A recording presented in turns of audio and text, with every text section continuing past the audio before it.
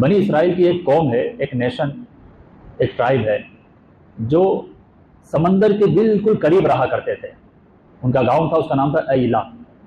یہ لوگ اللہ سبحانہ و تعالیٰ کی فرما برداری کرتے تھے اور اللہ سبحانہ و تعالیٰ پر ایمان رکھنے کے ساتھ ساتھ اس کی اطاعت کرتے۔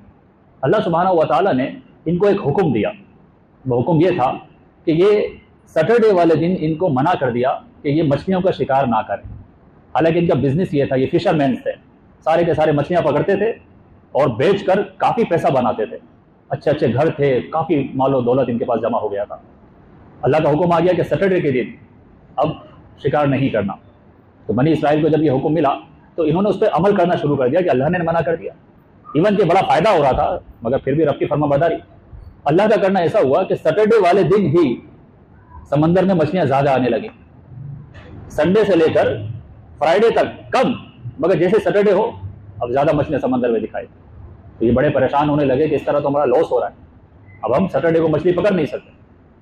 تو کسی نے کہا، کوئی ہوتا ہے نا ڈیڑھ ہوشیار، زیادہ سمجھدار، اس نے بولا ایسا کرتے ہیں کہ ہم گھر کے پاس ایک ہول بناتے ہیں، حوض بنا لیتے ہیں اور سمندر سے لے کر اپنے گھر تک نالی بناتے ہیں، اور سیٹرڈے والے دن ہم شکار نہیں کریں گے، مگر کیا کریں گے جب مچھلیاں وہ زیادہ آئی تو اس نالی کو کھول دیں گے اور سمندر سے وہ مچھلیاں ہمارے گھر کے پاس والے حوض میں آ جائیں گی اور ہم سنڈے والے دن حوض میں سے مچھلیاں پکڑ لیں گے، تو پھر ہمارا سیٹرڈے کو شکار نہیں ہوگا بلکہ سنڈے کو ہوگا۔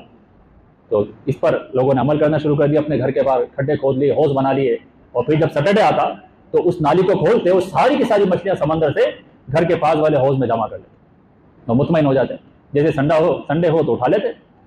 اب وہاں کے کچھ مولانا لوگ تھے، انہوں نے سمجھایا کہ یہ صحیح نہیں ہے، اللہ سبحانہ و تعالیٰ نے منع کیا ہے اور تم وہی کر رہے ہو۔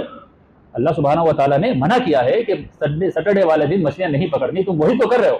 کہنے لگے نہیں نہیں، ہم تو سنڈے کو پکڑتے ہیں۔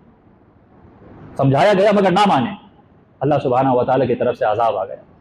اللہ سبحانہ و تعالیٰ فرماتا ہے فَقُلْنَا لَهُمْ كُونُوا قِرَدَةً خَاسِئِينَ۔ ایک صبح اٹھے، ان کے چہرے بالکل چینج ہو چکے تھے، سب کے سب بندر بن گئے۔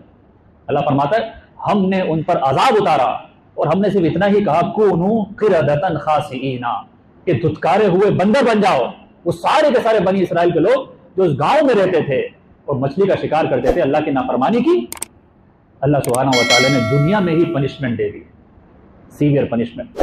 فزیکل باڈی چینج کر دی، چہرہ انسانوں والا نہیں، بندر بن گئے، 2 پاؤں سے نہیں چلتے، 4 پاؤں سے چلنے والے بن گئے۔ اللہ کا عذاب آیا ہے، اسی پلانیٹ پر آیا ہے، ہیومن بینگ کو آیا ہے، انسان کو آیا ہے، کیونکہ اللہ کی نافرمانی کی تھی۔